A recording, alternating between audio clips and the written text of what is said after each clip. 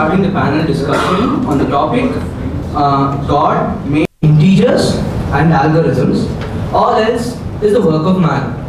Now I call upon Dr. Balasubramaniam to take a seat in the panel first.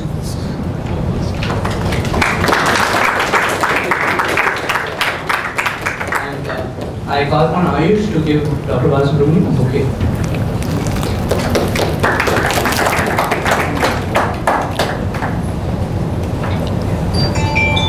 The second panelist for today would be Professor Srinath. Professor Srinath holds a PhD in Information Systems from the Berlin-Brandenburg Graduate School for Distributed Information Systems, Germany, and an MS from IIT Madras.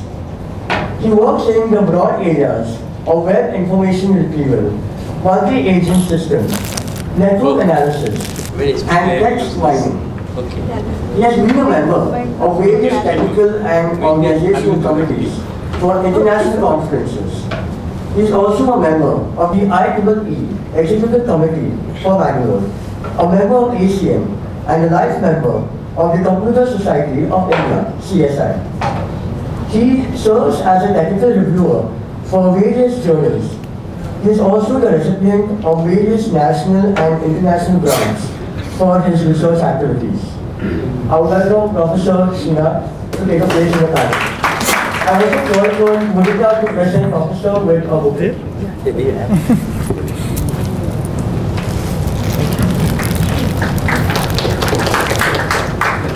As a third panelist, we are honored to have Professor C.S. Rajan amongst us at the RMIT conference 2017. Professor C.S. Rajan did his integrated masters in mathematics from IIT Kanpur. After that, he joined the Tata Institute of Fundamental Research, obtained his PhD, and continues to be a faculty at TIFR. His basic interest in mathematics are number theory and geometry. On behalf of the IIIT Bangalore family, I extend a warm welcome to Professor C.S. Rajan. I also call upon Gopal to present the book to the Professor. Thank you.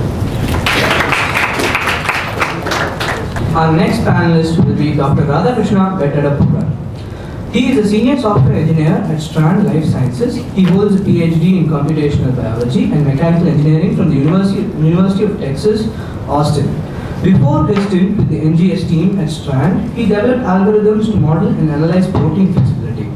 At Strand, he manages Strand NGS, the organization's NGS flagship. Now, I would like to call Sriram to present a bouquet to Dr. Radhakrishna Vettadapura.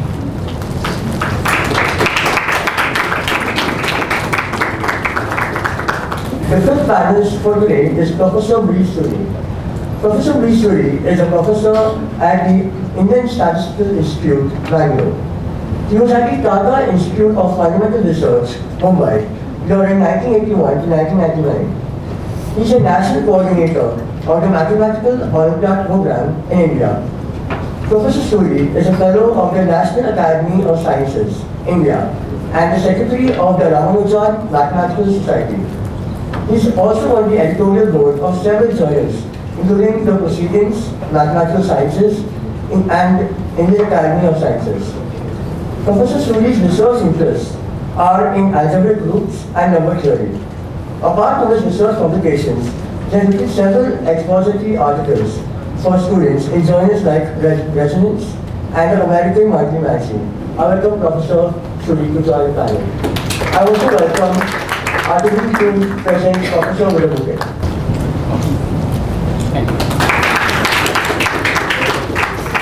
As the last panelist, we have amongst us Professor V. Erwin. Professor V. Erwin is an eminent contributor to the field of computational complexity theory, which includes structural aspects of complexity theory, randomized and algebraic computation. He has also contributed to the exciting field of quantum information and computation. He holds the prestigious editor position of EATCS Computational Complexity Column and also is associate editor of the ACM Transactions on Computational Theory. He has been in the program committees of many well-known international conferences such as STACS, COCOON, and FSTTCS. Professor Erwin is the current director of Institute of Mathematical Science, Chennai.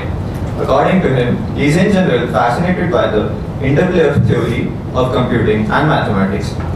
I now invite Professor Singh. I also call upon Ayush to present Professor with the book. Now begin with the panel discussion. Hi, good morning everyone. It's very nice to see all of you here on a Saturday morning. Yeah, we have a very eminent group of panelists here. Broadly, three of them are hardcore mathematicians. Balu, Suri, and Rajan. And we have three computer scientists.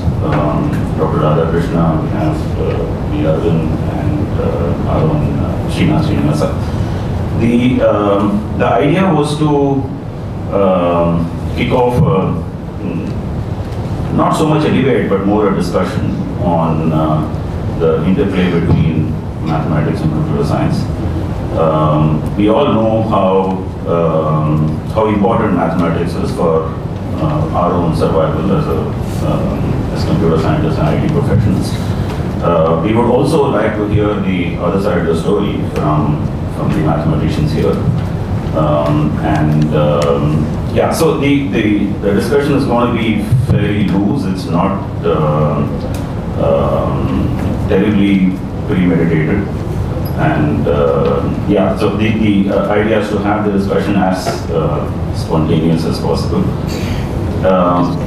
Just to set the context a little bit more, the influence of mathematics and computer science is not a surprise to anyone in this room. It's in fact the early computer scientists, if you want to view them that way in hindsight, were indeed mathematicians, be it Turing or even earlier maybe Gödel, who was actually responsible for. I mean, you did see sparks of some of the ideas that matured later in terms of the whole notion of computation, the strong connection between the notion of a proof in mathematics and the notion of computation as in computer science today. But even later, the early pioneers in computer science, people like Koch and Carr, Knuth himself, so several others. I mean, they were all mathematicians, and they decided to jump into this upstart field that we call as computer science today. Yeah, and and mathematics as a whole has had a very, very strong influence on computer science. And some even think, probably even today, that computer science is just another branch of mathematics. At least the algorithmic part of computer science. The influence of computer science on mathematics has not been that obvious, but there are influences, like for example, what you possibly couldn't visualize before the advent of computer science, you can actually visualize today. You can see a lot of things for yourself instead of having to imagine it, which was the ability to imagine very complex things was possibly given only to a few gifted people. But today we do have the ability to imagine things in a lot more tangible way than what we possibly could before the advent of computer science. There was some discussion about intuition yesterday. So before you formulate a generic theorem, there is some intuition you need to have about it. I'm reminded of a quote which apparently Riemann used to say. He apparently used to say that I can prove anything if only I knew what to prove. So the act of proving seems to be far easier than the act of deciding what needs to be proven, and that clearly seems to be in the realm of intuition. Now, how do you gain that intuition? You are either an Euler or a Ramanujan, but obviously most of us aren't. In that case, now the advent of computers actually seems to make that process far easier. You can at least try some experiments, you can write some code, you can generate numbers, and that process can possibly help gain some intuition for you to formulate a theorem that you will eventually end up doing. And so on. So there are maybe some proofs which were written in an abstruse analytical manner earlier, maybe a lot more easily expressed if you write it as an algorithm. One can see several influences of computer science and mathematics, but I guess it is still not probably mainstream, and that's certainly one of the things that I want the mathematicians here to comment about. Yeah, so given all this, there is, yeah, the idea is to have some of the students here appreciate the role of mathematics in computer science. Even today, we do see several students sort of wondering, I mean, even if they don't ask this question explicitly, I'm sure there are these questions. Why all this math? I mean, why do I need to learn integral calculus and so on and so forth? I'm hoping that we would get some insights and towards answers to these questions, and also hopefully motivate the students here to be more serious about mathematics. Even if you want to end up being a programmer in Cisco, I would think mathematics is not all that irrelevant. And hopefully that message will come across through this discussion that we're going to start off here. Yeah, so without stealing the thunder or the panelists here, I would, my job here is to let the panelists loose and after making them provocative statements. Yeah, so the format of the discussion is going to be, I thought I will let each of the panelists speak roughly for about 10 minutes. And we're not going to keep a clock, unlike the other talks here, but somewhere around 10 minutes, I guess, would be nice, the ballpark slot for each of the panelists. After that, I would either ask some provocative questions like what have been said, or maybe let the panelists themselves respond to what the other panelists have said.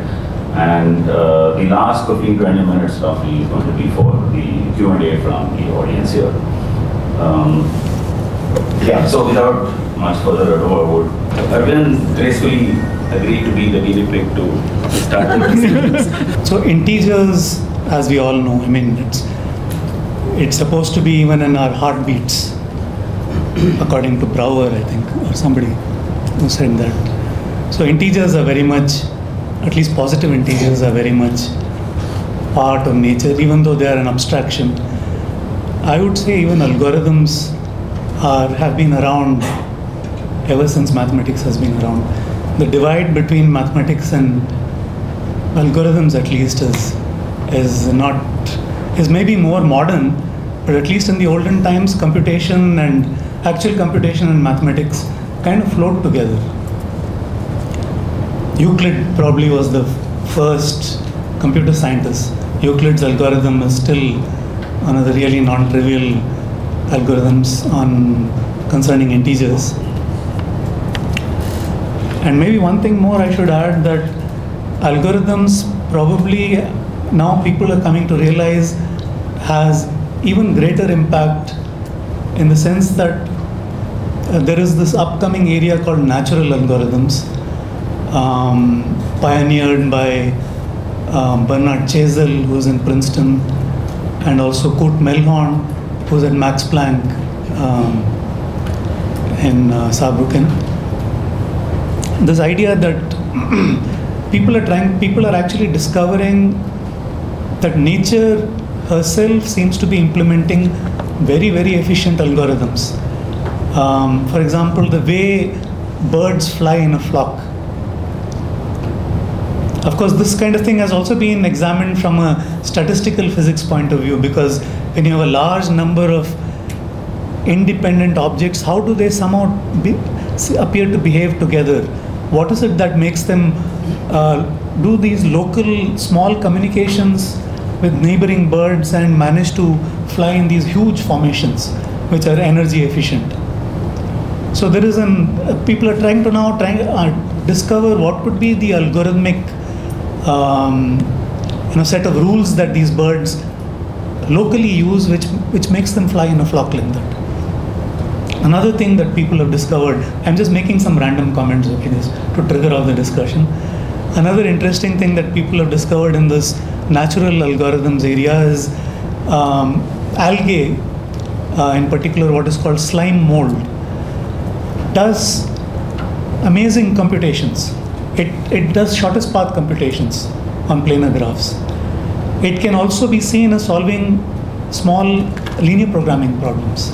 So it looks like nature already does in a fairly optimal way, probably evolved over through evolution. Nature might have discovered these algorithms and kind of hardwired it into the genetic framework of the algae, which is somehow solving shortest path problems. And it brings up this very intriguing idea that algorithms, the way nature has implemented algorithms, could be an entirely different way than man discovers algorithms. It's a kind of problem-solving activity for us. Here is a problem, which is a computational problem. I want to test if two graphs are isomorphic efficiently, like I spoke about yesterday. That's an algorithmic problem. I don't know if nature has ever bothered to solve that problem. But it does look like various optimization problems which we are currently interested in. Nature has found its own solution, and some, through a process of evolution maybe. So that is another intriguing aspect, that algorithms could very well not just be only part of mathematics. Computer science and mathematics, I don't see any real big division between these two fields. But algorithm seems to be a primitive enough notion that it should impact all of science. For instance, I would say that a big leap during the Renaissance period, when Newton discovered calculus, so to speak, was to solve actual physics problems, right? In classical physics problems, he wanted to solve actual physics problems, and he stumbled upon calculus, differential calculus, probably co-discovered by whoever, Lagrange, Leibniz. So similar to that, you can say you can come to modern times, and there are these discrete event dynamical systems which are probably best analyzed in the finitary domain of computer science kind of mathematics, where most of the computer science problems, theoretical computer science problems, deal with finite objects. We are interested in working with discrete objects, really, which don't have the nice properties that you associate with continuous, smooth, differentiable kind of objects. So we could be on the verge of a new way of algorithms could perhaps serve as a new paradigm for tackling problems of large data, where even biological problems which actually deal with huge data. You want to figure out, you want to decode the genome, which has this huge molecular structure. You want to find out which parts are relevant for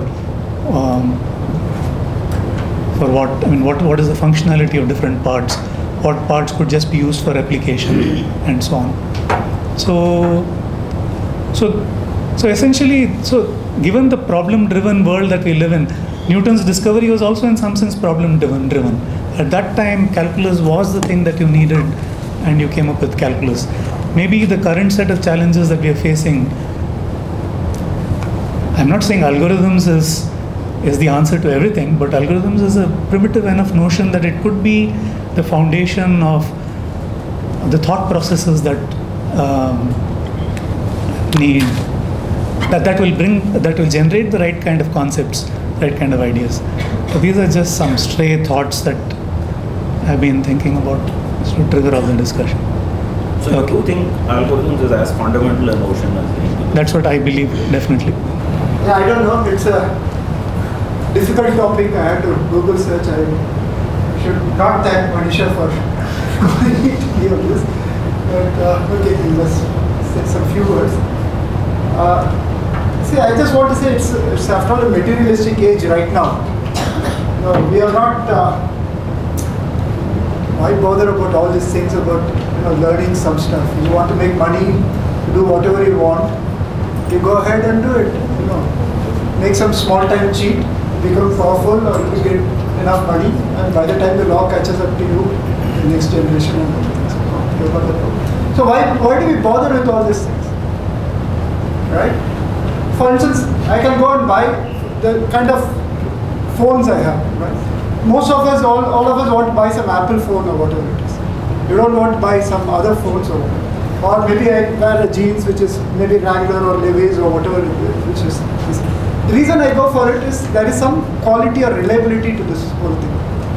Right? Although I might be paying much more price for this, there is some quality or reliability.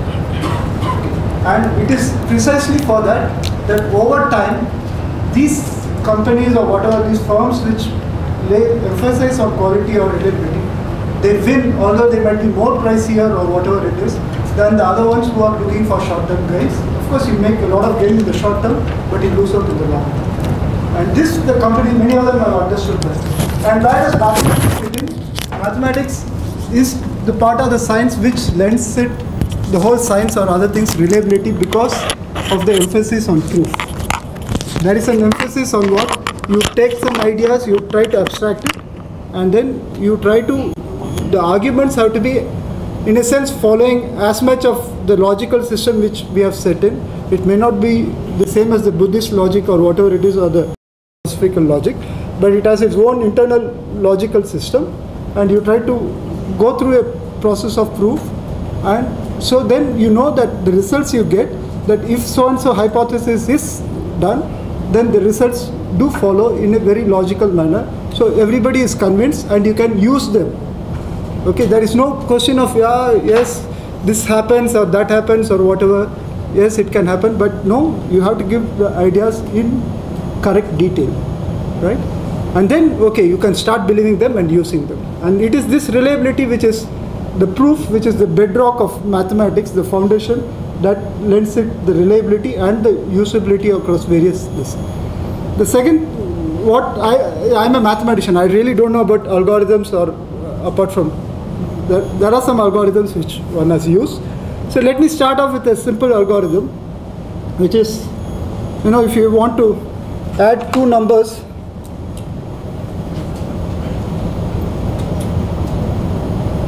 so then we just add that and then we carry over and do something. Yeah. So this is, in some sense, because I'm teaching my kids and other things, it's an algorithm for them. They don't understand whether there is a place system or not, whether they have learned it or not. So the idea behind it is, of course, if you use it plainly as an algorithm, of course you can teach it to the computer and other things and you say what these numbers are, or you can do the multiplication also. It's an algorithm which is there. But only when you understand the place system, that this stands for a places and whatnot, then you understand the significance of it, as if you compare it with Roman numerals or any other ways of describing numbers, you see that addition and multiplication, you might think of it intuitively what it means. Addition is easy, multiplication is like finding areas or something, they are there. But till you have the idea of the place system and the ability to add and multiply in a very simple manner, then it's an object which all of us can work it and do it, right? So if you have to go for an algorithm or whatever it, first of all, where the mathematics starts is you have to have a desire to do something, the motivation. Okay, it might be a physical phenomena which you want to describe, or what has happened in the last 100 years for many mathematics is mathematics has generated its own internal motivation. There are a lot of motivations which have come from its own internal thing where you want to do. So then there is a motivation, a problem or question which you would like to solve, which may be God-given. It seems more really basic. It's basically curiosity which is driving most of us. Okay. So then you have that, and then you try to abstract. Here you try to abstract the idea of a place system, and the place system, the advantage of the place system, or say, let's take an abstraction, right? Suppose if you take something like negative numbers, which was an abstraction. It was not there in the Greek mathematics so easily. They were reluctant to use negative numbers. The Indians were comfortable with negatives. The abstraction leads to, it can be used in many other branches. You can say, you can model it as a profit loss, or you can model it as an orientation. Right is 5 steps, left is 6 minus 5 steps or something. You can do that. So the abstraction in the mathematics again allows it to be applicable in many different contexts, and in those contexts it's not that, if you put a profit loss algorithm, you may not be able to use it on the orientational or various other aspects until and unless you go and do it again. But in some sense the abstraction tells you that it's the same basic thing, and so you can try to use it by retinkering it or redoing it in some way. But so an algorithm is part of the thing, but what needs to be understood is that you have to know what the ideas behind the algorithm are, and only then you start realizing its power. If you don't understand it, then we are like machines. We are just, or I should not say this because we are this thing, but what I'm saying is that you can't really make use of it unless you understand what the basic idea or the motivation behind these algorithms are. Okay, so of course the thing about, one of the questions which is the question about calculus, which is there. So the lemma theorem proof, as I said, is this thing. So calculus, see, it's probably one of the greatest ideas which have happened in mankind. Is this the whole thing about is the Keplerian, at least in the Western mankind. Even in the Eastern, many of us, there might have been some people outside Europe who might have said that the sun is at the center of the earth and the earth is going around the sun as such. But nothing quantitative or anything was happening. The Indian astronomy is very strange astronomy. So let me just digress. So the Indian way of looking at astronomy apparently was to look at coincidences. So when 3 objects come together in a straight line or whatever it is, then they are coincidences. So they were not doing the day-to-day observational astronomy, but look at coincidences. And the coincidences have a pattern, so they figured out what the pattern is. After 12 years, maybe Guru and somebody comes together, or then Shani comes in every person's life for 5.5, 7.5 years, whatever something. So these are patterns which were based on the astronomical observation of planets moving from one place to another, and they did that. Okay, it is not the day-to-day observation. The sun rises at 6:21 today, then which is the European. But so what happens is, it's only when there are different ways of trying to figure out so we are probably okay with this kind of broad phenomena. But the Keplerian thing is, okay, the sun is at the center, then you try to model it with circular orbits, it doesn't work. Then after a lot of I think Kepler made some conjectures, elliptic orbits, and he made some precise measurements and made it. Then how do you prove it? Okay, so then of course the calculus was used, and this is really one of the greatest ideas of mankind which has been there. And it's these ideas which motivate us to go further. Okay, there are some very interesting things, and calculus is basic. For instance, I should again say personally, my daughter was interested in arts, but then I said, no, you should learn calculus. She was also interested in science a bit, and unfortunately I told her that you should learn some science, but she is not able to go back to arts for whatever reason. But I feel calculus is very fundamental for most this thing, because at least for the sciences, because it kind of leads this thing. So there are some very basic ideas, some beautiful, like Euclidean geometry. There are some axioms. It teaches you a logical way of thinking. It tells you that you have these axioms, how to derive them, how to do these things, get various proofs and other. Why I am saying is that these are important still for most of us to learn is, let me give a different example. which I read long back. There is this book which is about the development of Sony, the famous company in its early years. So it was started by two people. There was one an engineer and the other was a kind of businessman or comes from a family. And when they started and did some kind of record players which they had, they sold it. There was a person who was interested in arts. He was teaching dance and this. So he gave a lot of feedback to them. I've forgotten his name, but maybe some of you might remember. So, and these guys were completely bowled over by him. He says he has given such constructive feedback about the record player and how to do that thing. So he said, so they wanted him to come to join Sony as a person. And he says, no, I'm just interested only in dance and music and arts. I'm nowhere interested in neither engineering nor doing business or any of the things. But they were of the same age group. They became friends. But they were at him for nearly 10 years.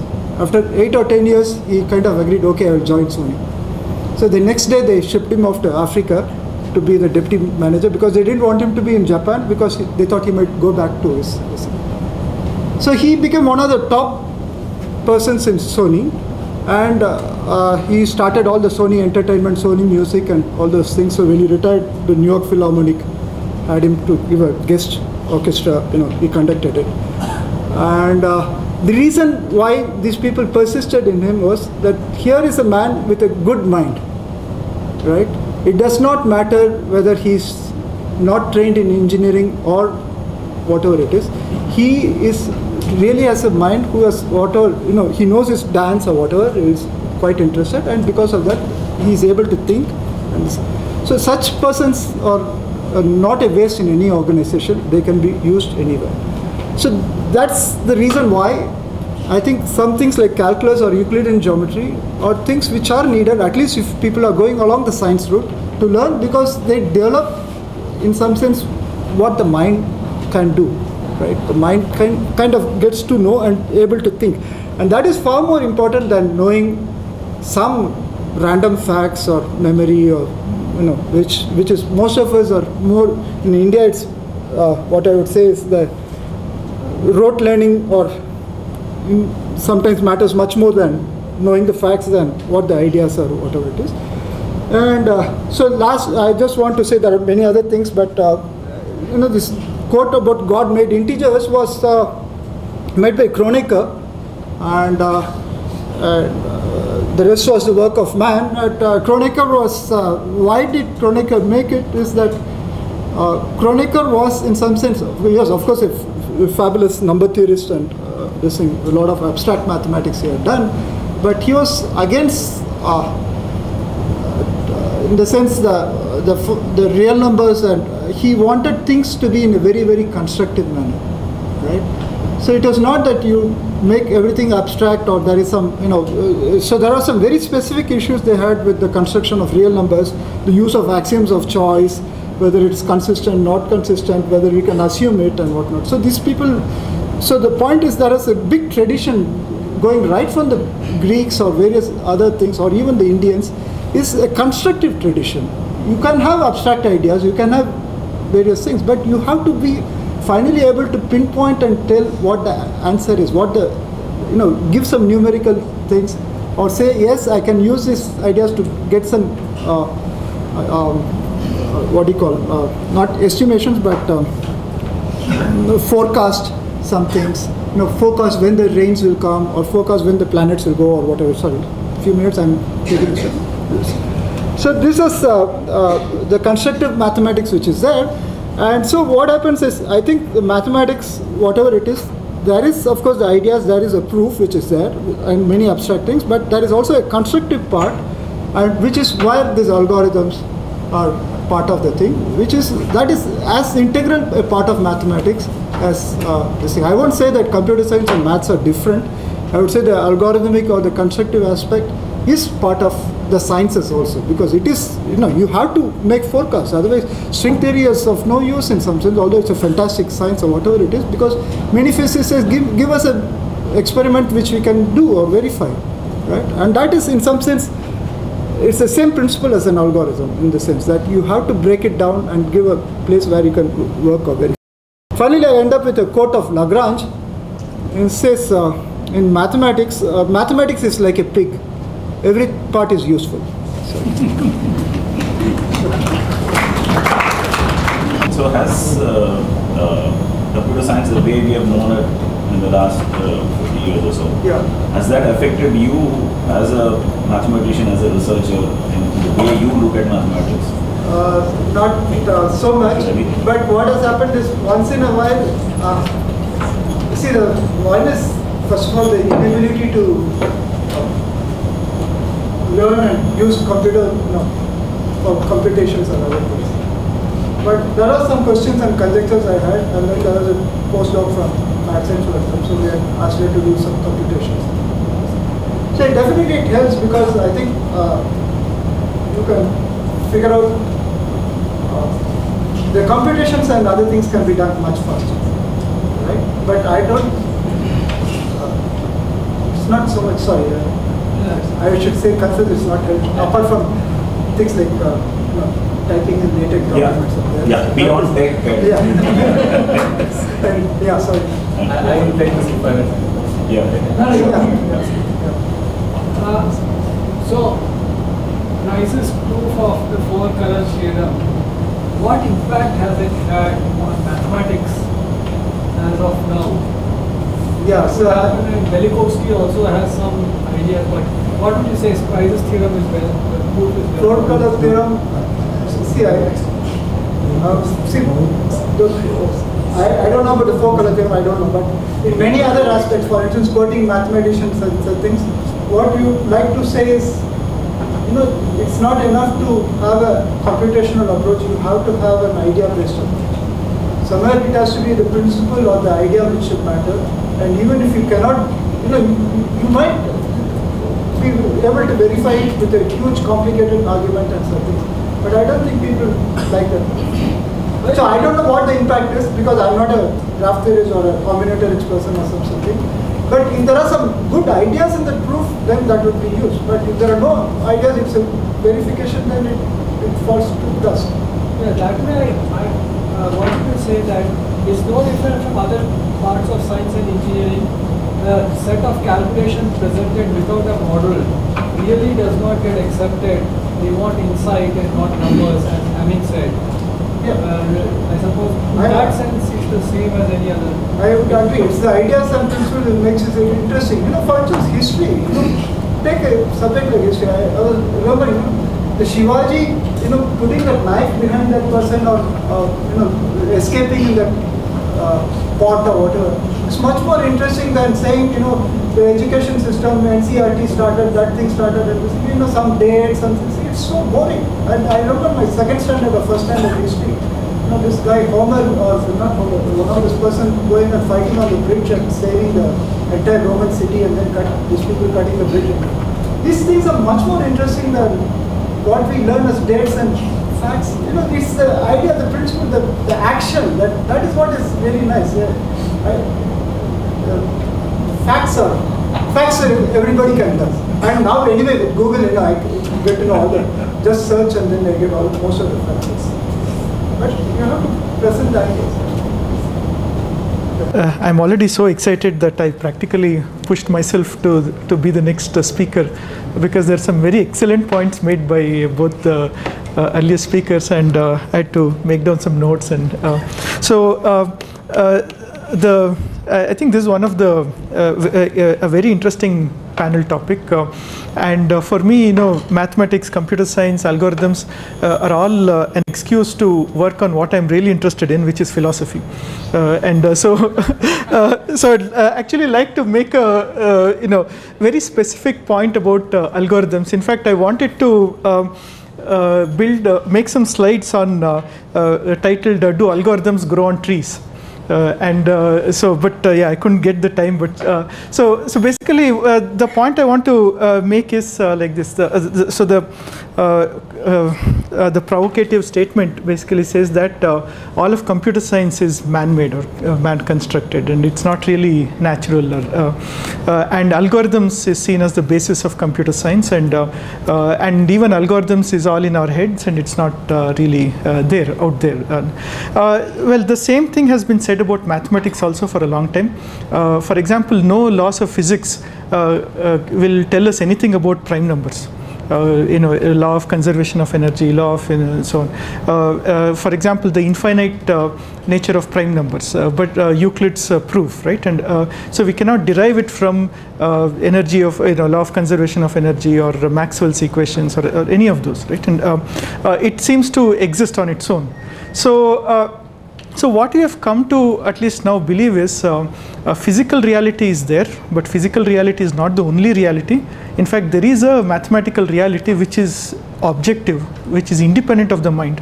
Regardless of which mind talks about prime numbers, as long as the mind is working correctly, they have to come to the same conclusion that prime numbers are infinite in nature, that there are infinite number of prime numbers, right? And so like that, there are lots of mathematical realities which which basically gave rise to this whole thing called analytic philosophy. The Bertrand Russell and his student Wittgenstein, right? They basically talked about. So what they said is that what we know as physical reality is something that is perceived by our sense organs, sight, smell, and so on. But there is a much bigger, potentially infinite mathematical reality, purely of the conceptual space, that can be perceived only through cogitation, through mathematical thought or reasoning, right? And there could be any number of truths over there. There could be, we don't even know how many. We don't even know whether there is a minimalist set of axioms for this. So that is in some sense kind of understood. But then what about computer science, right? Where does computer science fit in, and whether computer science is the same as mathematics? Today, at least most of us understand or seem to equate the foundations of computer science to be in algorithms, right? And the mathematical models of algorithms in the Turing machine, and the several equivalent machines like lambda calculus or so on. So there are several equivalences between that, and what is also very significant there is Turing machines can do a lot of things, okay?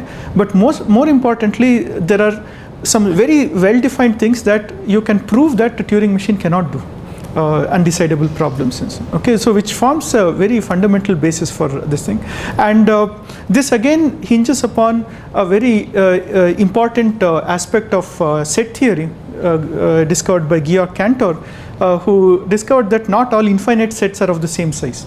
Right, so there are countably infinite sets, and you can keep taking power sets of infinite sets, and then you can get an infinite hierarchy of sets. So and what we know as algorithms or computation is in the lowest possible set of infinite sets, lowest possible element in the infinite hierarchy of infinite sets, the Aleph naught, right? And sure, there are, like you said, so there are clear mathematical foundations for what we see as, or what we know as algorithms, right? And in addition to that also, there are lots of mathematical elements, like if you take a sorting algorithm, right? If you, as long as your sorting algorithm is comparison based, that is, you're comparing elements pairwise, you can prove that you cannot go below order n log n in your complexity, right? And so again, it is mathematically proven, just as sustainable, I'll come to this word again. So just as strong as a proof as Euclid's geometric proof or so on. So you can actually prove that this is the lower bound on the algorithmic complexity. Okay, but what I'm trying to make a point here is something very specific beyond this. This is about. So I got intrigued by when I was starting my PhD. I started intrigued by a paper in 1997. I keep referring to that very often because it has kind of changed the entire way my research career further on went. Okay, so this was a paper in the CACM, Computations of the ACM, by one guy called Peter Wagner from Brown University, who said that are interactions more powerful than algorithms? Right, and so basically what he said is, at that time object-oriented computing was the biggest thing, and people were trying to come out with what are the mathematical foundations of object-oriented computing, right? And then he made a very provocative statement that the behavior of objects cannot be modeled by Turing machines, and which is still very controversial even today, and lots of so he gave a very simple example. Okay, the example is like this: the behavior of an object, or about any other computational agent, right, is interactive in nature, or it is open world in nature. It is going on interacting with the outside world to solve its problem. Okay, and how does a Turing machine differ from that? A Turing machine basically takes the entire problem to begin with and shuts out the world and keeps on computing until it finds a end state and stops and gives you the answer, right? And so it's a closed world computation. It closes out the world when so to give a very specific example, okay, consider that you are building a robot, and that robot needs to take you home from work. Okay, so you're driving home from work. Okay, so what is the computational paradigm of building that robot? You need to encode the entire state of the traffic, okay, a priori, and the state and a model of the traffic, that is how the traffic is moving, which when will you get a a red signal, when will you get a green signal, who will go which direction, everything you need to model and give it as an input to the Turing machine, and the Turing machine blindly looks at this thing and then blindly goes through and takes you home, right? But you see that is not at all how we build systems, right? In fact, the way we build systems is that it is continuously interacting with the outside world and responding to stimuli, right? So your robot is going there, somebody comes and honks and cuts across, then it brakes hopefully, and your autonomous cars, right, and goes around and so on. So it's in a continuous interaction with respect to the outside world. Okay, one can say that see, mathematics is not worried about real world. We are only talking about theoretically. So theoretically, you can encode everything a priori. Okay, but here comes the clincher. The clincher is, okay, let us say we have built a really good model of the world, and we have encoded in the tape. Okay, and our robot is looking at the model and then making its, and it's rushing forward in one direction. Okay, but what will you do, suppose, as a person, that if a robot is suddenly rushing towards you, right? The robot knows that it won't hit you. At the last moment it will go somewhere. But what will you do if a robot is suddenly rushing towards you? You're going to change your logic, right? You're going to change the way that you are moving. Right? So what it means is that it's like the Heisenberg uncertainty principle in quantum mechanics, right? Even if you encode the state of the system a priori, okay, the fact that you're doing your computation is going to change the state of the system. So there's an interplay between the computation and the environment, right? And so we can never really observe and encode. Which is what physics really has come to, right? And in the quantum physical space, you cannot really observe anything. Okay, you can only participate in it. Okay, the moment you want to observe a subatomic particle and you put some light on it, you're interfering with it, right? And the same thing here, right? And so the thing is, what this is bringing to me is finally the main point I want to make, that see, algorithms till now we have been modeling algorithms as processes, right, or independent isolated process. So we talk about sorting algorithm, we talk about shortest path algorithm and so on, as though it were some isolated process in isolation, right? And it's like learning some fact in history. When did Battle of Panipat happen? When did this? It's very boring, and we can't.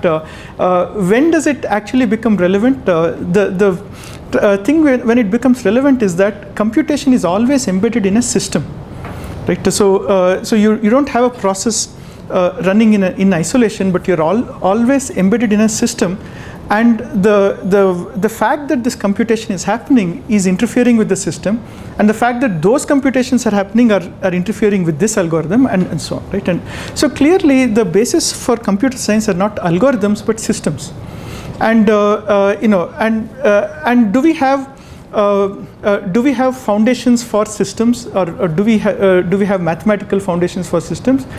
I'll just take one more minute to try and make this point. The thing is, yes, what I would like to argue is, yes, there are foundations for systems. In fact, most of the time we think of systems only when we are designing systems, like we are designing an automobile, we are designing an airplane and so on, and we say what is the purpose of the system, right? But here we are talking about systems that already exist. Okay, systems that already, so you want to study a large system. How do you start studying? Okay, Professor Rajan, I think, made a very important point about how the Indian astronomers were studying the stellar celestial system, right? And so they made some observations, but the primary thing that I want to say is they looked for invariants. So they looked for what the patterns, what were some invariant patterns across all our observations, right?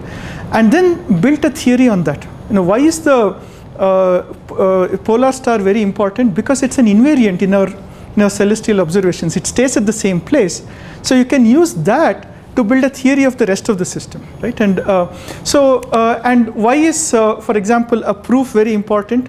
Euclid's proof and so on. Again, it's an invariant. It sustains over time, right? Once I've proved something, it's invariant. It does not change. It just sustains over time, right? And so that is the point I want to make, and how algorithms actually come up in nature, right?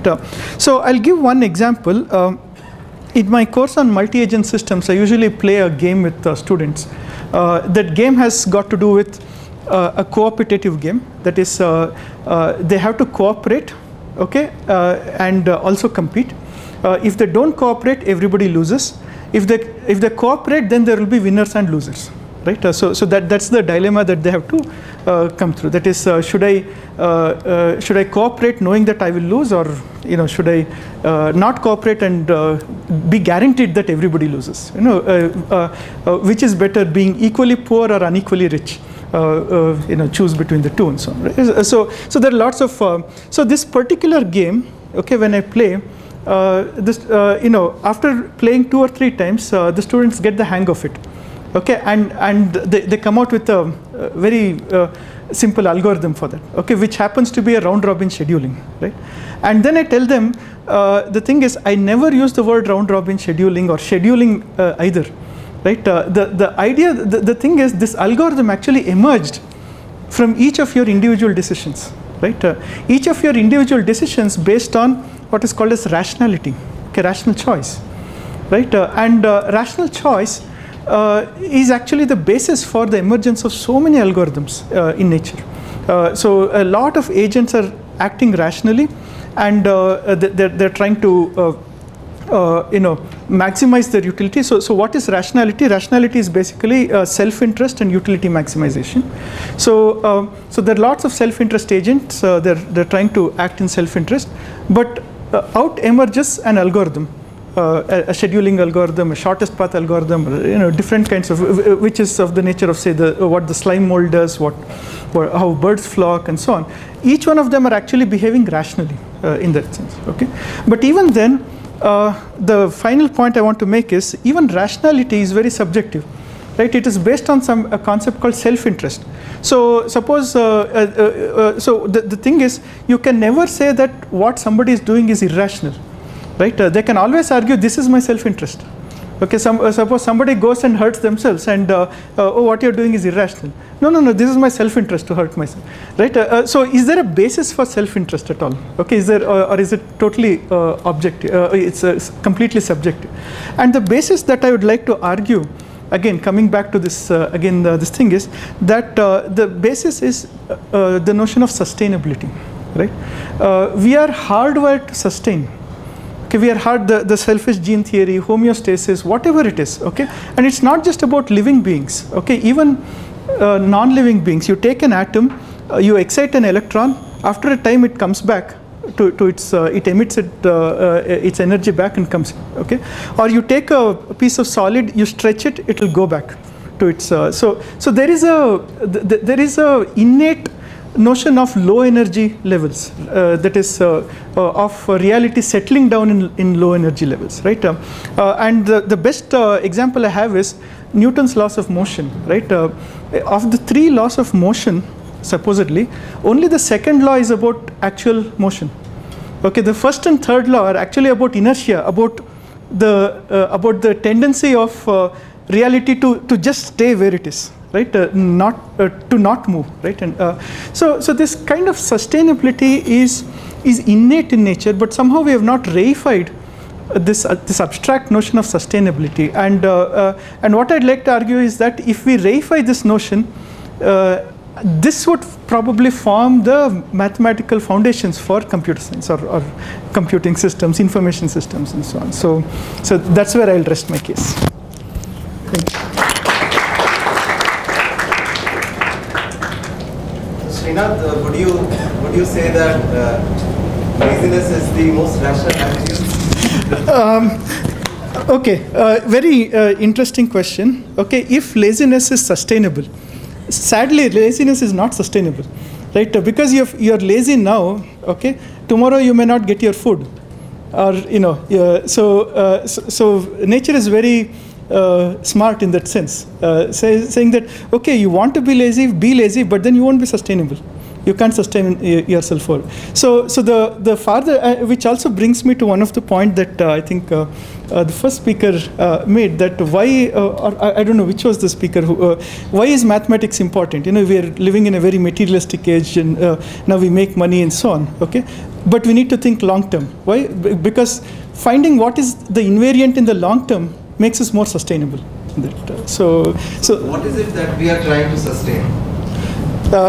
In ourselves, okay, this is getting very philosophical, but I would say at the very least we are firstly trying to sustain our own sense of being. So by being, I don't just mean biological being, the mental, biological, whatever, what we want.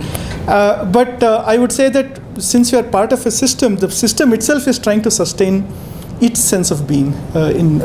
So we have to sustain our sense of being by being in a system that is trying to sustain its sense of being, and so. Thanks. So I've seen lots of things being said here, and I was thinking in a totally different way about this topic itself.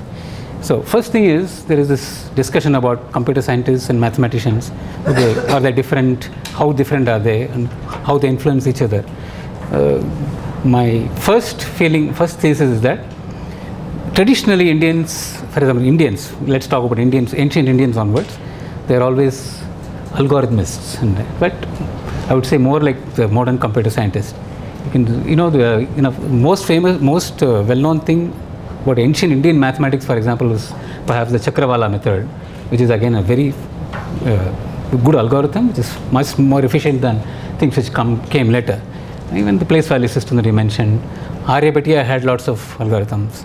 So even, so the way of working those days was, of course, you don't write down theorems and proofs.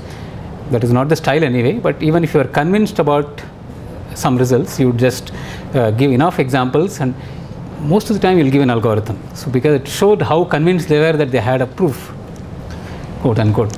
So this is the ancient way of doing things, but also this kind of tradition continues, I would say. Even Ramanujan's time, perhaps Ramanujan's famous series for pi. This gives these recursive algorithms. So I don't know whether he himself thought of them, but nevertheless, somehow at the back of the mind, you might have a way of thinking which says, okay, unless I can give the ideas are behind, there are some ideas behind, but unless I can give some kind of an algorithm, it is not. So we have, of course, more recent phenomena like Karmarkar's algorithm and Agrawal, Kayal, Saxena. So traditionally it has been like that. Mathematicians in India have been algorithmists, kind of. So, of course, the earlier style was not to give proofs. Now, what is the difference, if at all, you might say about how a computer scientist might think and a mathematician might think or do their subject? So, perhaps the difference lies in saying something about discrete and continuous. By discrete, I mean topological discrete, things like counting, enumeration. So whereas the mathematician may say limits and so on, calculus. The computer scientist might say, yeah, I'll use induction, things like that. So of course, in the modern day, the discrete and the continuous have merged. In fact, nowadays more and more proofs are given in continuous mathematics using discrete ideas. Even something like, as I don't know how many people know about this. For example, there is something called the so-called continuous groups, topological groups called Lie groups. So totally continuous entity. So there is measures on them. It's again a very, it's a very analytic thing. So it's continuous. It's in the continuous world. Existence of such a measure. The existence of a hard measure on a compact group, you can do using topological ideas, using the commutative ideas and discrete ideas. Nowadays it's been done.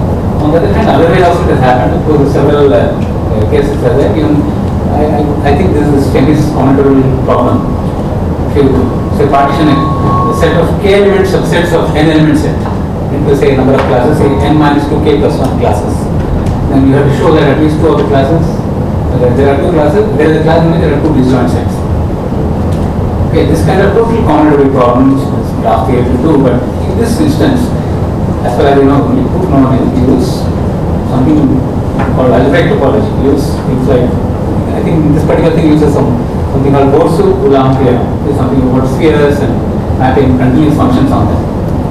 So somehow each ideas from continuous feed on the discrete and vice versa, more and more. In fact, even I think perhaps Professor Balasubramaniam would also agree with this, that even though we do analytic number theory, it is perhaps in the realm of continuous world, continuous world. Most of the time we use some heuristics first. Those are the ideas behind. And once you have the heuristic, you're smart enough and using the techniques that we can have in mathematics, that we have developed in mathematics, we will be able to prove them. But it is absolutely essential to have those heuristics, and which is, I might say, many of the times these heuristics also lead to some algorithms. For example, you have an algorithm to calculate something, somewhere in some class number of number field or something, or number of points on some curve, elliptic curve, something. There are various tables there. Even when you stare at such a table, it is a totally, discrete kind of data. Okay? Discrete data.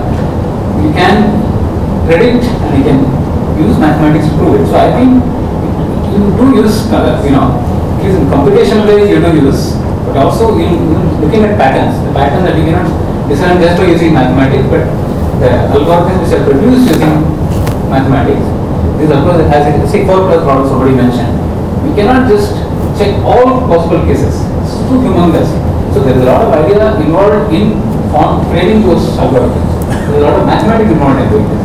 Ideas are there, but nevertheless I would say that the algorithm that is produced there is very important. Otherwise there is no way to check huge computation. Maybe we have more powerful computation later, but every algorithm requires some mathematical idea. It's not just some computational, just being at some. There is a lot of mathematics involved in it. So I would say that you would not be able to do. I'll give you another very strange kind of example. Since I deal with this Olympiad students and so on. So every year we make this question papers for the math Olympiad. We are looking at, we are gathering together trying to make questions. We have some program, let's say it's a geometry program which draws curves, draws pictures. And then we stare at it and just experiment with it. They see these two seem to lie on a point, on a line. These things seem to mean and so on. Looking at it, we formulate questions with it. In fact, I should confess that a number of questions in Olympiads we have formulated by looking at patterns from this GeoGebra kind of programs. So this is of course not, this GeoGebra program itself is based on an algorithm, and there's a lot of freedom for us to choose what we want. So ideas are needed. You can't just blindly use something. But nevertheless, I would say algorithms are very central to mathematics now, and more than ever. And I would say perhaps continuous and discrete have merged together. This is my thanks. Hi. I just want to speak to a few things that previous speakers have spoken about. First of all, I think Bernard Chazal has been working on natural algorithms. It's reminded me of, how many of you have heard of Richard Dawkins? He's the guy who wrote The God Delusion. But in his previous incarnation a long time ago, he was actually he still is technically an evolutionary biologist. And one of the things that he observed, I'm not sure if I'm misquoting him, by the way. I remember this. I think he said it. Was that he was looking at the evolution of the eye. Right? So every one of us has an eye. Right? And very interestingly, so when India and Australia were at some point together a long time ago, and they separated, and then there were species in Australia that developed independently of species in India. Right? And both of them have independently converged on the notion of an eye. Right? Independently. So they didn't actually start with the answer. The answer is the eye. Right? But somehow they have developed the same rough structure that, well, this is my own crude sketch, but I believe that light comes in from here, and there's a lens and so on, and this kind of thing, right? So they have independently converged on the notion of an eye, right? So this is a convergent evolution, and I believe Dawkins was saying that this takes. So he actually did some simulations to disprove some of maybe the Christians back then.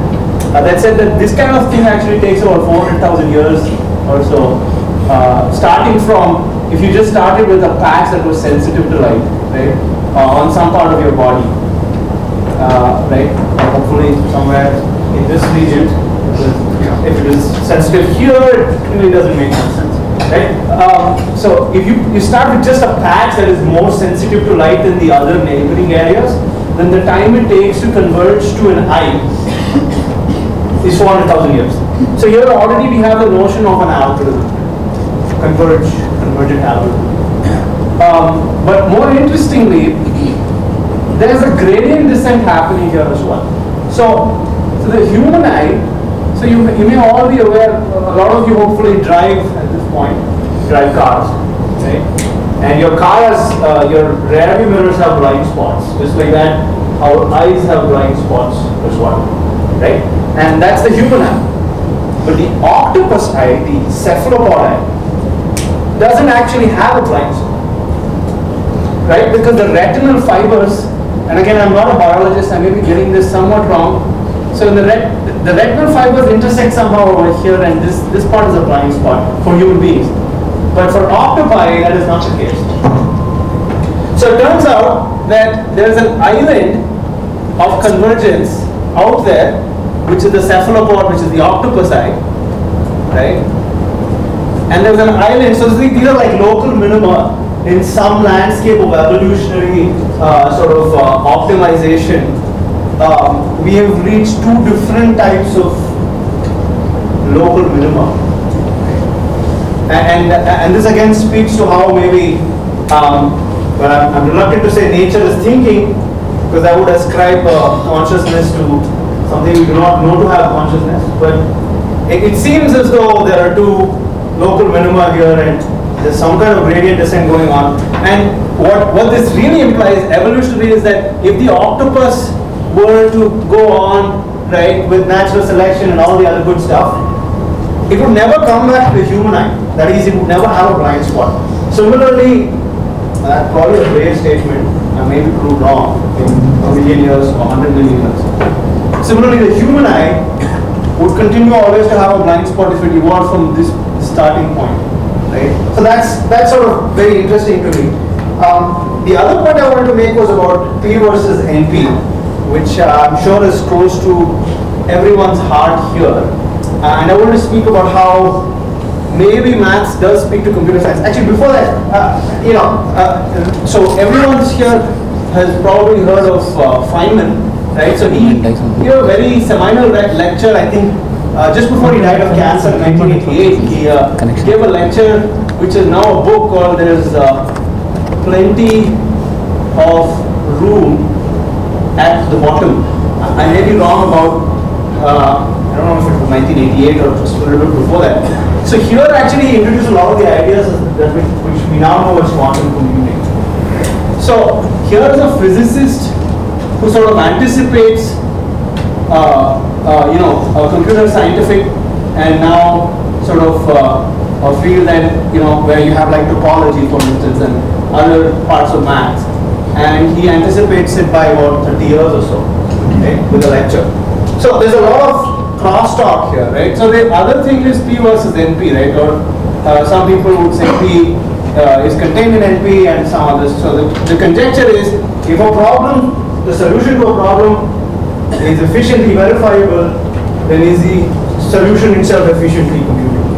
Okay? So in other words, if I know a movie is great, can I make the movie? Right? So, I mean, if you state it that way, it seems almost impossible, right? But this actually is amazing.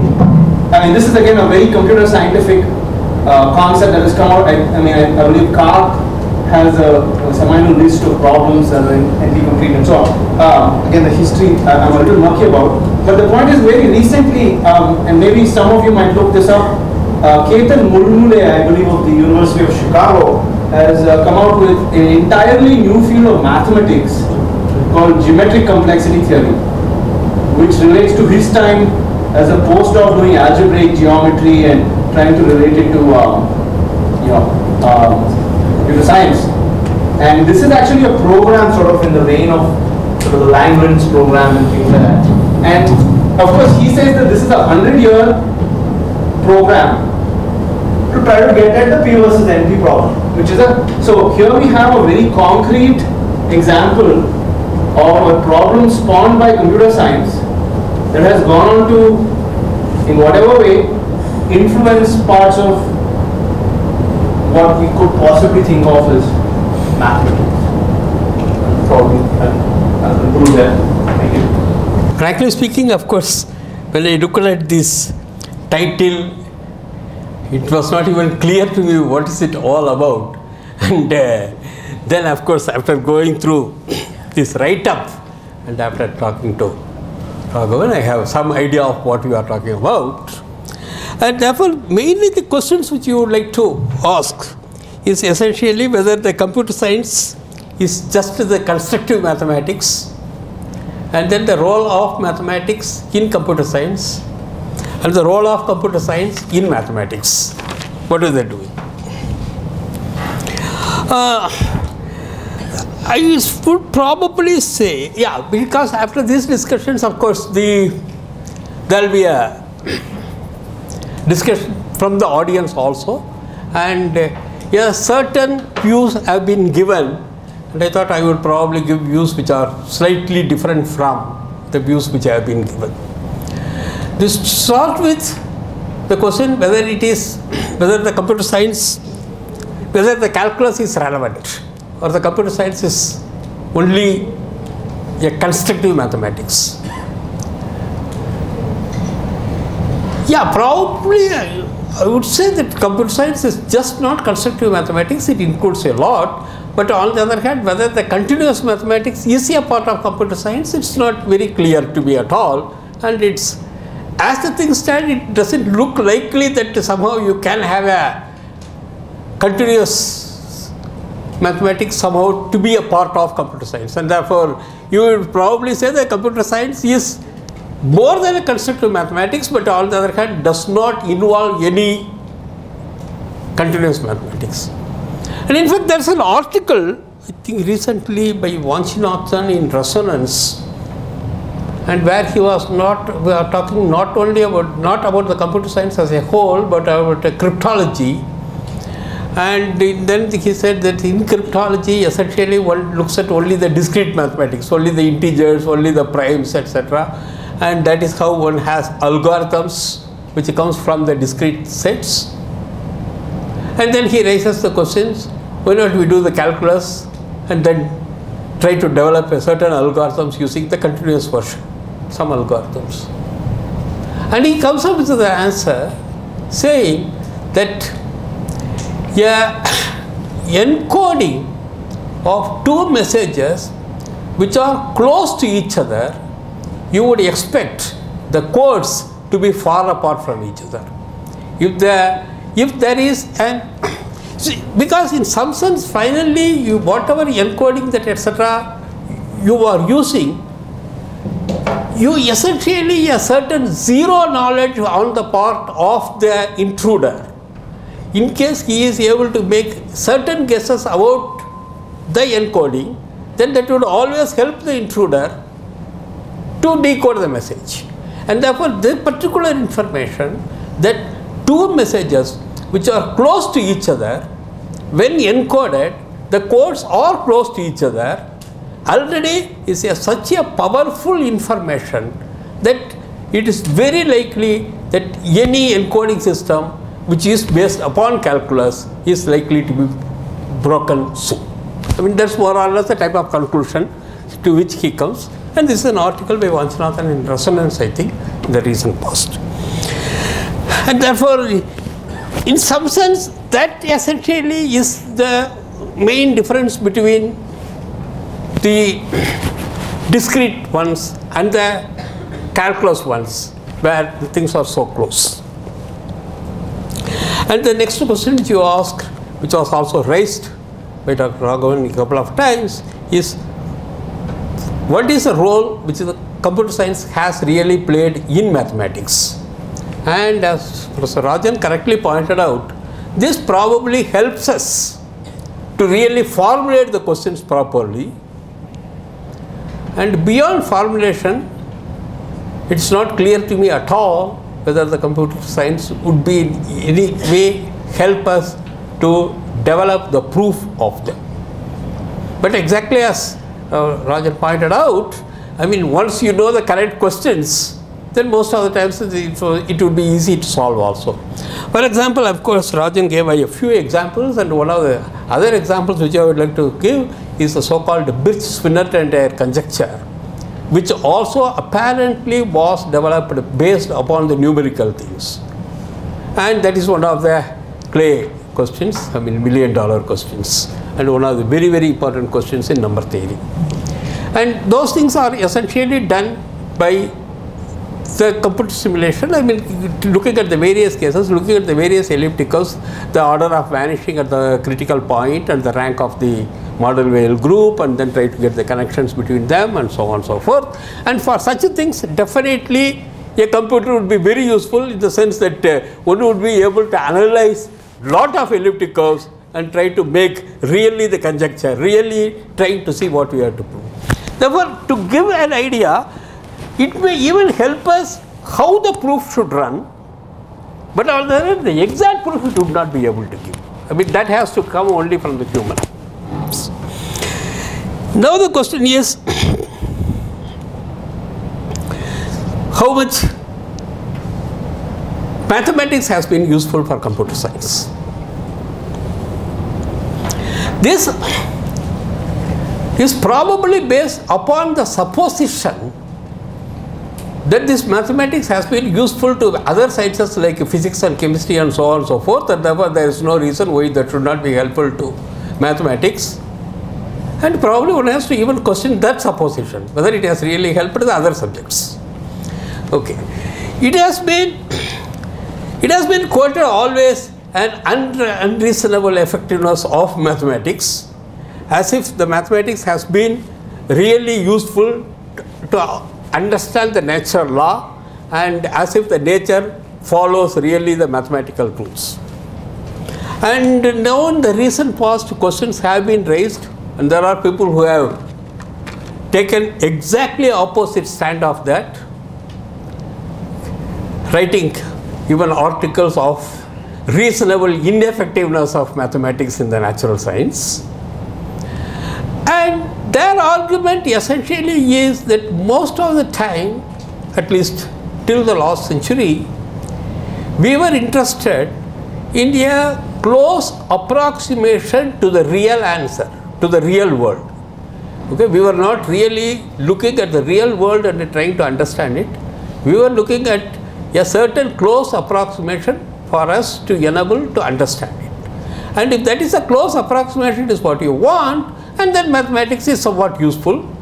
but even then it is subjective, because a lot of mathematics that has been developed has not been used, and therefore if a certain percentage of a slow percentage of mathematics is used, and then you cannot quote that alone and say that the whole of mathematics is useful for those purposes. But nowadays, when having understood very clearly the things on the macro level, and when you do want to understand the things in the micro level, how the natural laws are, at least there do not seem to be enough mathematics that has been developed to understand the things in the micro level.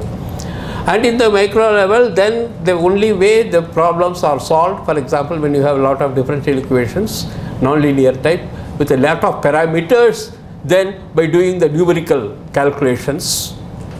And whether using computers for doing the numerical calculations for nonlinear differential equations with a lot of parameters floating around, whether you will really call it mathematics or not is an important question. And if you decide to take that is not really the mathematics that you have in mind, then one would probably say that then mathematics has not that much of helpful, has to understand the things in the micro level, and at least that is a view taken by a few people where they have written. For example, even Deepak Dar from Tata Institute has taken a similar stand. And that's the same questions which we encounter again when we look at a few of the examples which Professor Arvind gave, that even the nature seems to have developed a certain algorithms.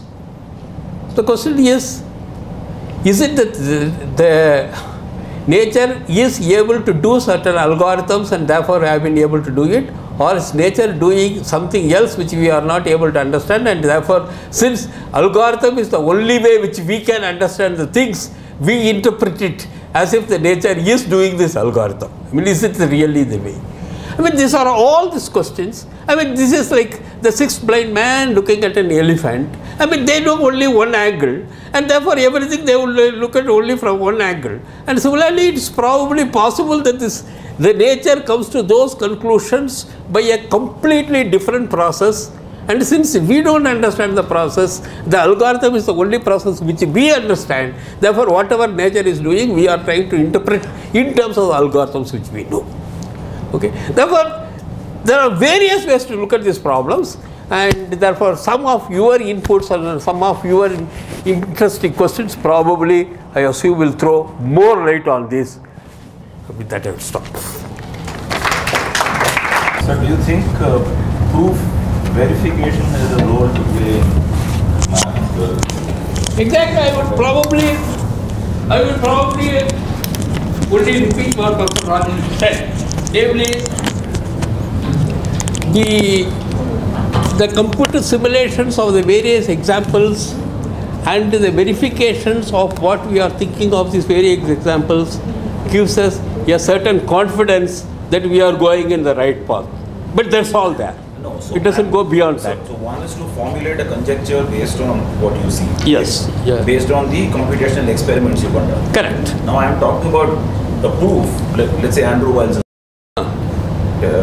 Do you see a role for computerized verification of those proofs playing a role in mathematics going forward? I am not very sure. I don't think that will be possible. I mean, again, by part one has to analyze only purely by logic, as was explained. And I don't think it will be possible really to have a computer verification of the proof. That's what you mean.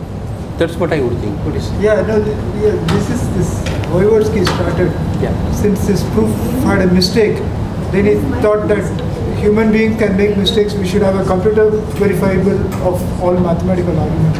But the problem is it's so difficult to put it in a stage where it's like Russell. Everything goes back to set theory or logic, and mathematicians don't think in terms of axioms.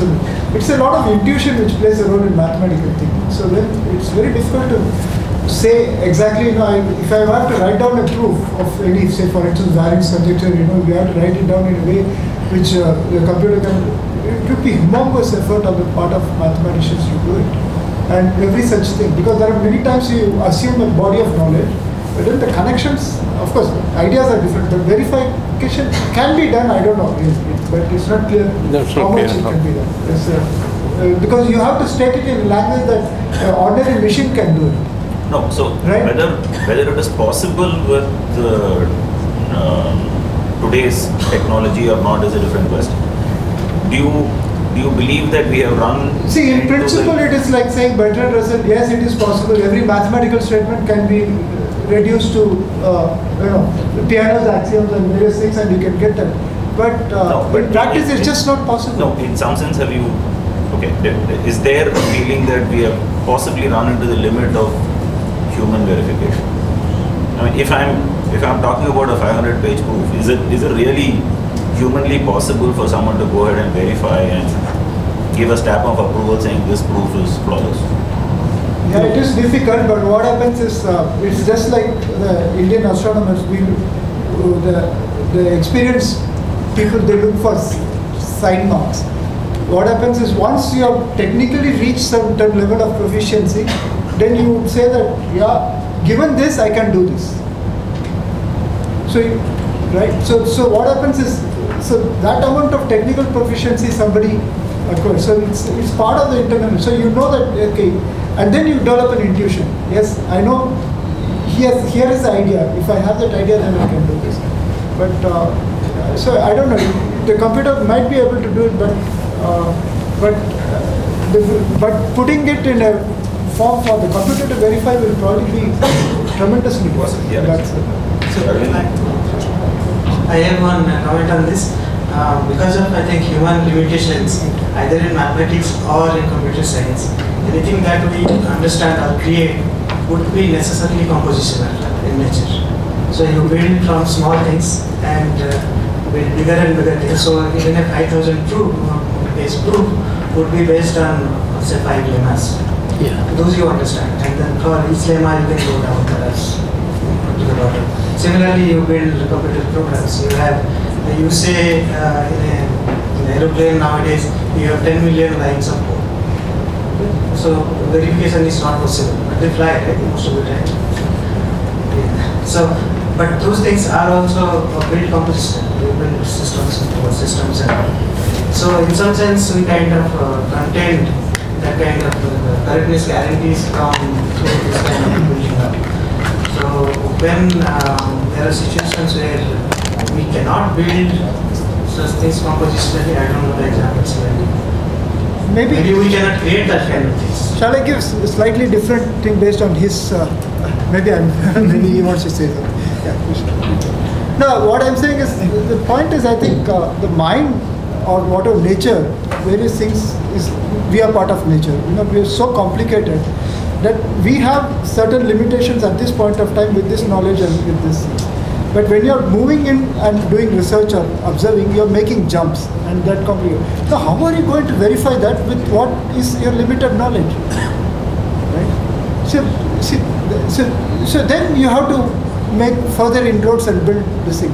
But then once that knowledge becomes known, then there is no further thing. Then you have to go further, and somehow the nature is infinitely more complicated, that it's always going to challenge us again and again. And with our limited knowledge, like Buddha said, if you have mention of God that he is out of the ordinary, then you cannot prove the existence or non-existence of God by things ordinary. So something which is always a step ahead, and we are always going to be trying to play catch.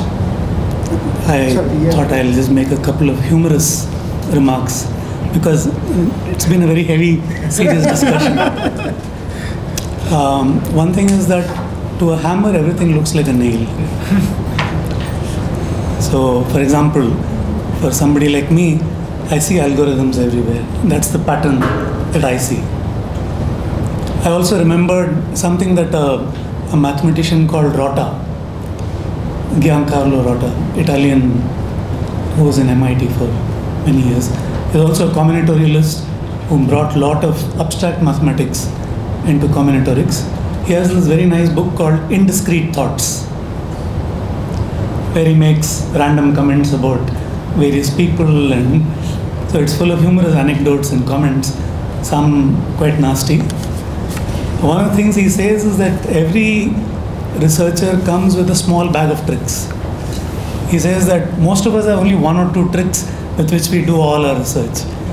And he makes a comment that even Hilbert had at most 20 tricks.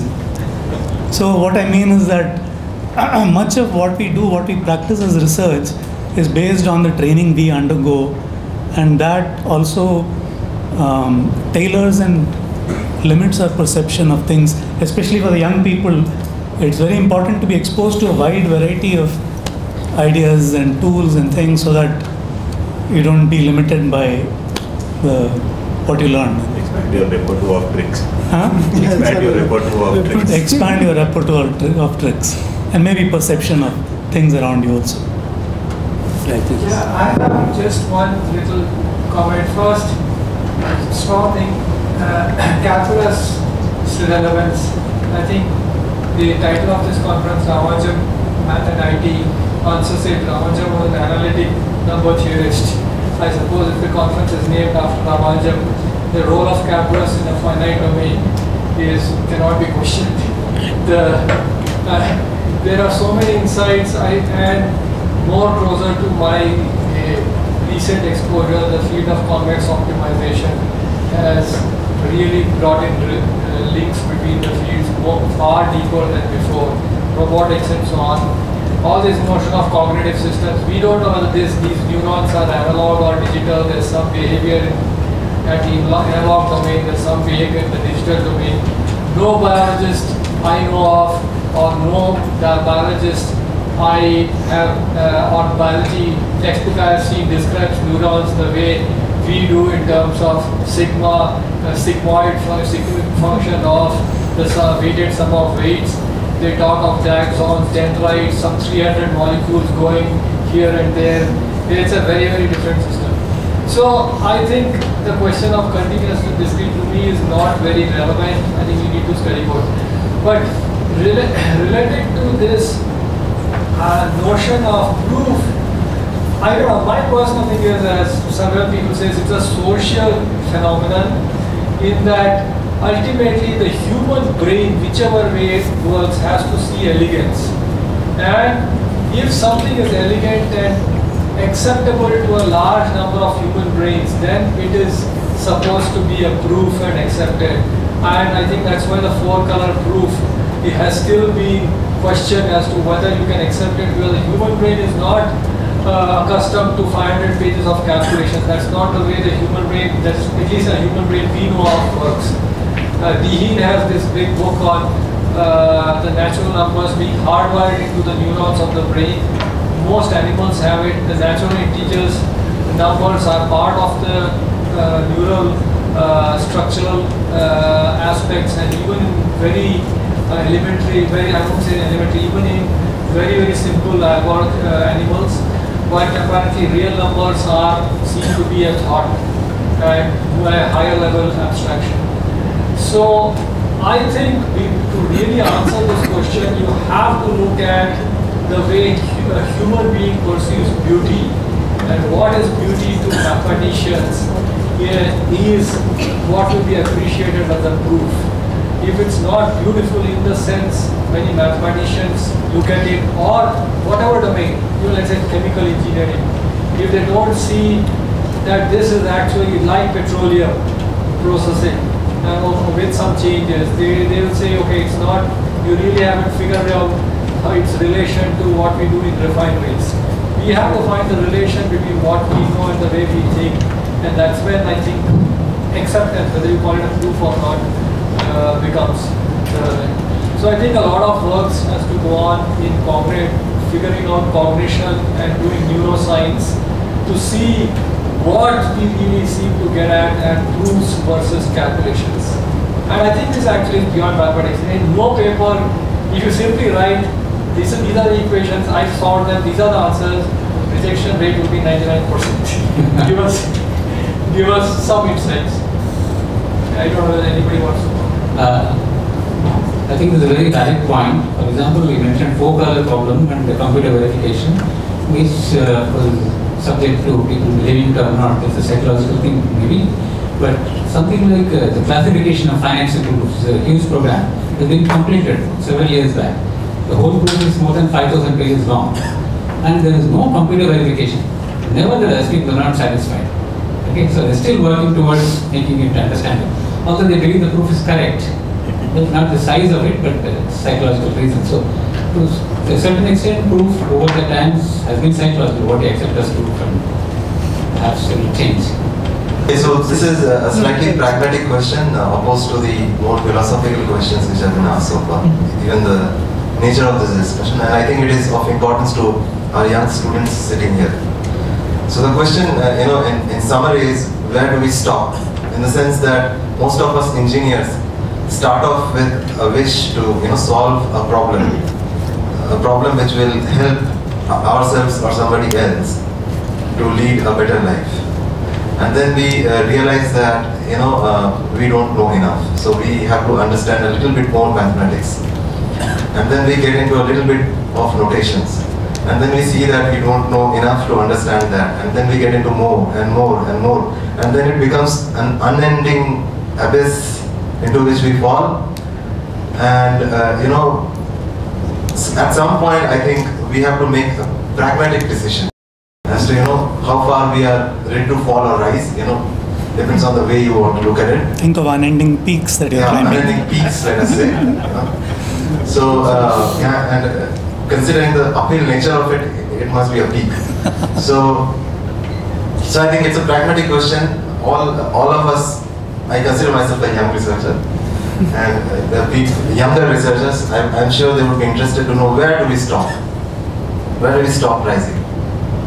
Maybe I can take that since I've been silent. So in the spirit of hammer and nail, so the way I would like to put it is, one, there is an objective quest that we are looking at. So we are climbing higher and higher peaks. So there is one objective quest that we are taking, that we are trying to climb higher and higher peaks. But there's also a subjective capability that's driving us. So we are capable of climbing this peak, we are capable of climbing that peak, and so on. And the capability that we have is finite. It's not infinite. We all start with a very small bag of tricks, and probably because we can only hold a very small bag of tricks, we can't hold infinitely many bag of tricks in our minds. And second, there's also this saying in I think in the realm of human resources that everybody rises to their highest level of incompetence.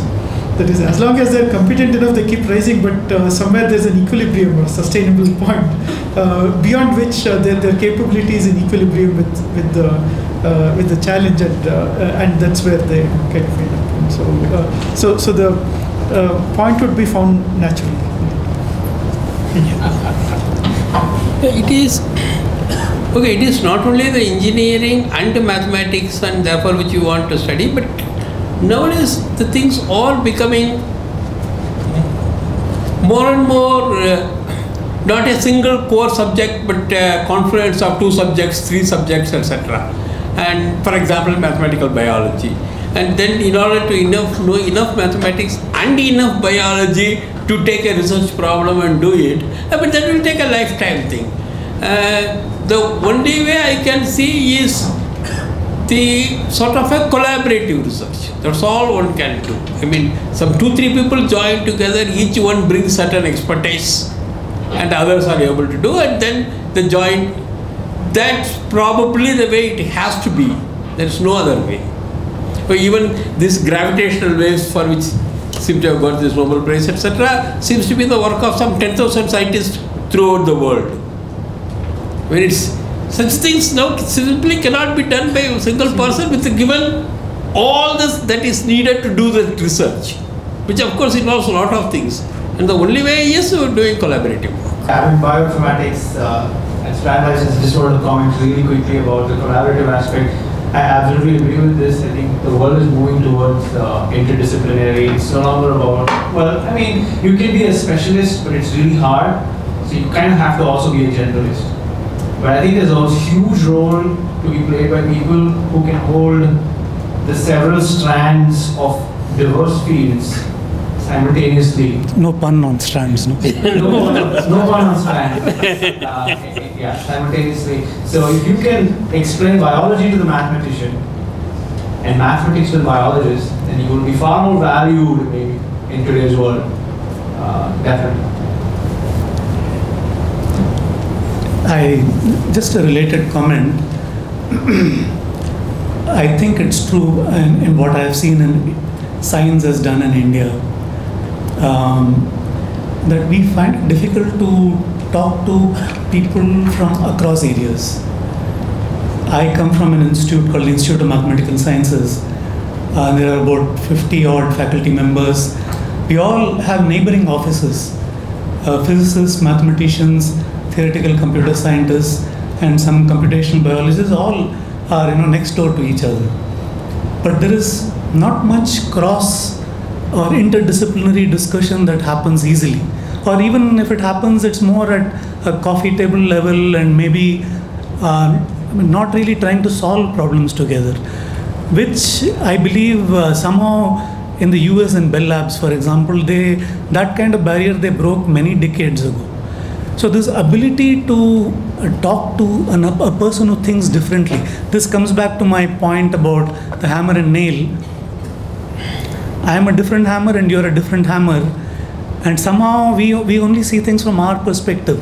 So the same problem we tend to look at from, and it's very important to put in that extra effort to go across and see how the other person views the problem. I think that's what he also means about interacting with biologists. It's a very challenging thing because they look at things totally differently. Between mathematicians and computer scientists, I think it should be far easier.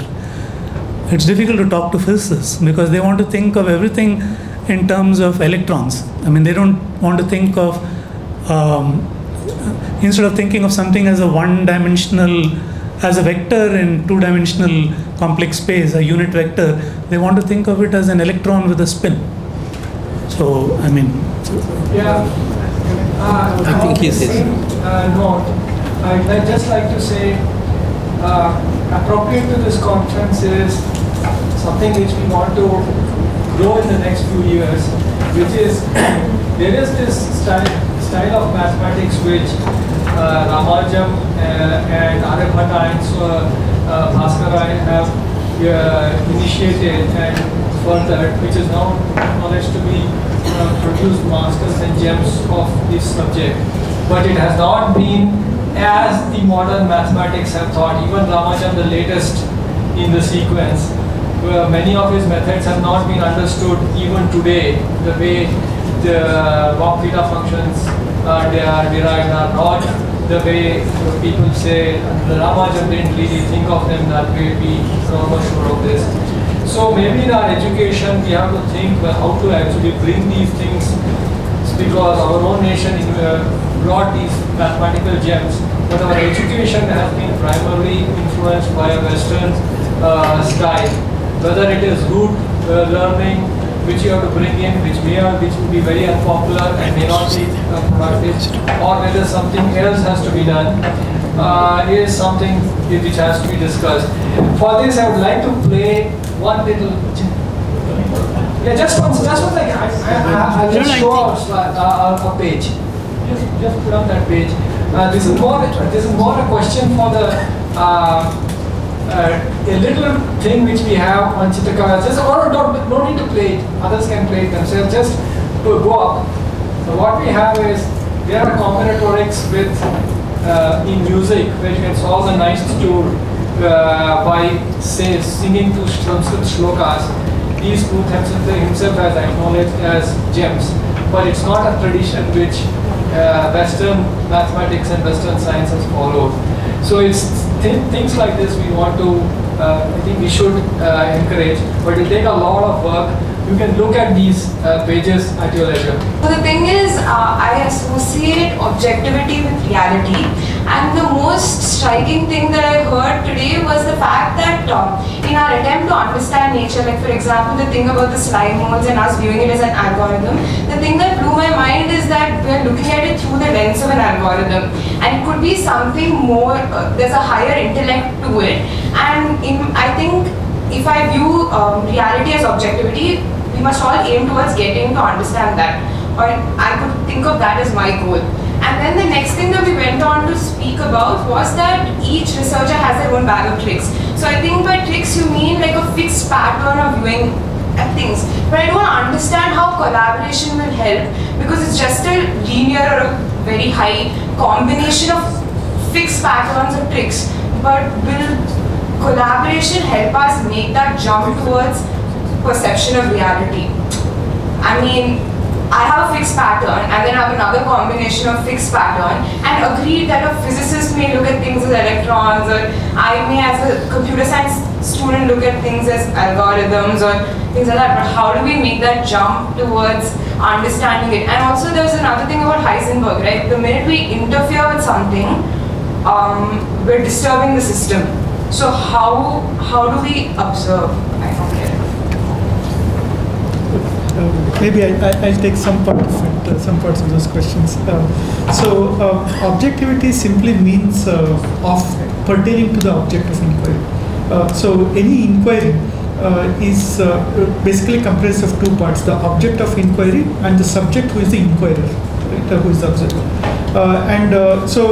Of course, sometimes the subject itself could become the object. That is when we are inquiring ourselves, right? And in which case we say, what are our limitations? And so while we make assertions about what we are seeing, this is where the realm of philosophy comes from. We start, focusing our attention on ourselves and saying why we are seeing the way we are seeing, right? So there's this saying. I am not sure by. It must be by Fermi or someone who says what we observe is not reality, but reality exposed to our methods of observation. Right? And, so that's the bag of tricks part. That is, each of us have a particular method of observation, and we are constrained to see that reality that is exposed to our methods of observation. So what happens when you collaborate is that you're bringing several methods of observations together, right? And then suppose we understand how to collaborate, in the sense that I'm saying, okay, this is what I'm seeing, but maybe somebody else is seeing something else.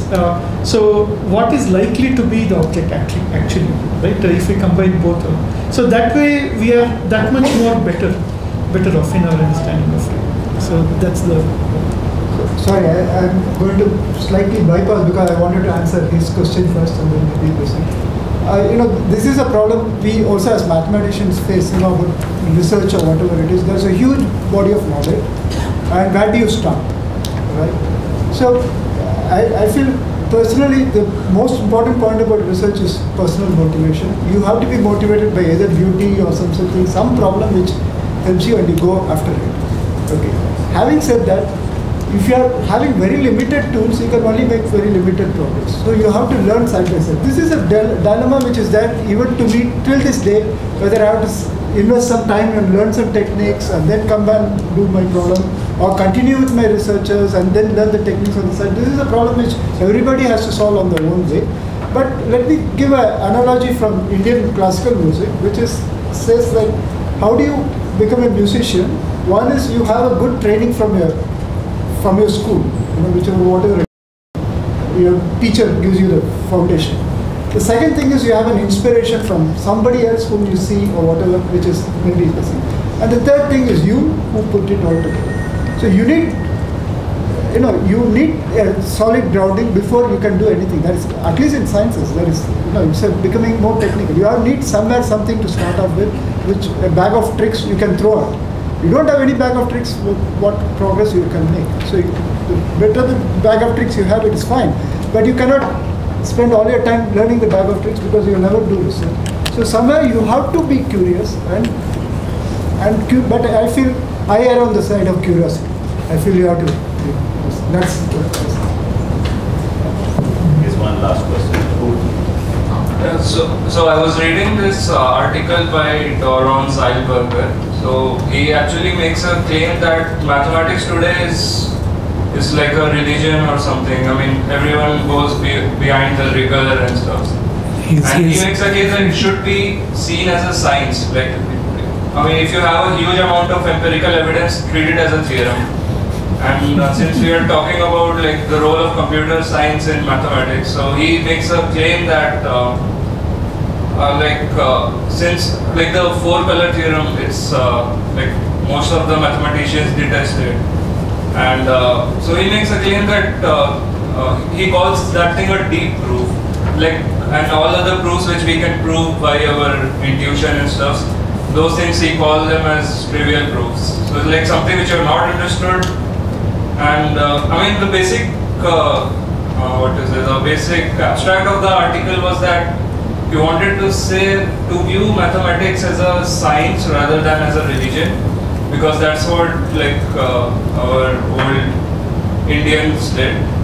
They viewed it as a science, like, okay, if you have a huge amount of empirical evidence, make it as a theorem, and then carry on, it can be fast moving. So comments on that? Yes. Really, I don't have any comments on that, but on the other hand, I am reminded of a similar thing. And once I was a witness between two big mathematicians talking to each other, and both field medalists, and one of them made a comment that the astrologers are in a lucky way they compared to mathematicians, because mathematicians is expected to make statements which are true all the time, whereas for as an astrologer, if whatever outcome he predicts comes 50% of the time to be true, then already he is a great astrologer, and people, at least some 50% of the people would say, I went to that guy and he gave some prediction which turned out to be true, and therefore they seem to be in a slightly advantageous position compared to us, where we are forced to make correct statements all the time.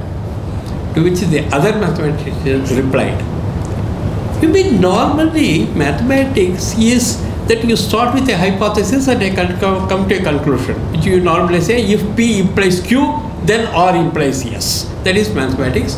And do you want for a mathematics of the form, if P wants to P implies Q, now and then R implies yes. And that's exactly what you want. And this now and then it's little difficult, because I mean, lot of evidences still may not be true. You may be able to find out some exceptions on that.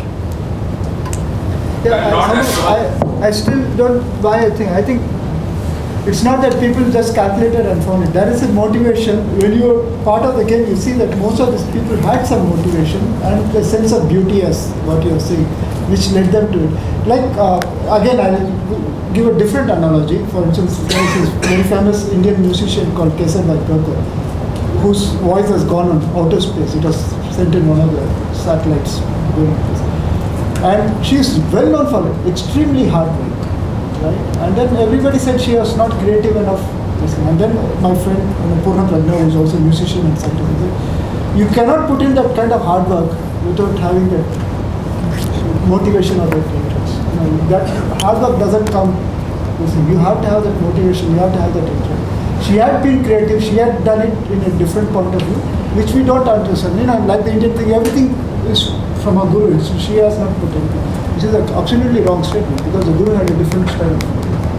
No, I think thing doesn't come unless there is some propelling energy. So I think like you interpreted it wrong. I'm saying it is like the article said, view it as a science, not like as a joke.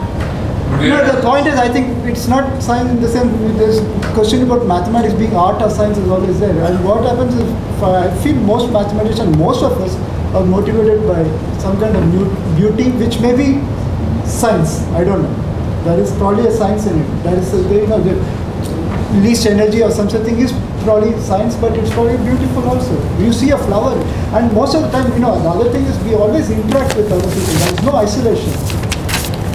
Your thoughts, ideas are based on the ideas of others. Right? It's not really an isolation. Even though you may not be collaborating, we are collaborating with people. When I'm able to talk with you, that is, in some sense, I'm hardwired to collaborate. There is nothing like I'm being alone.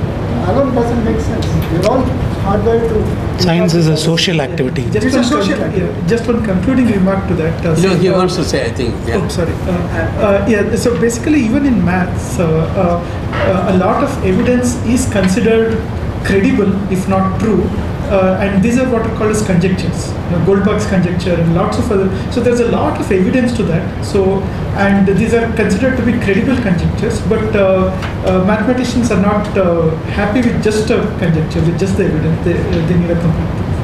So even within computer science, we are into the formal methods.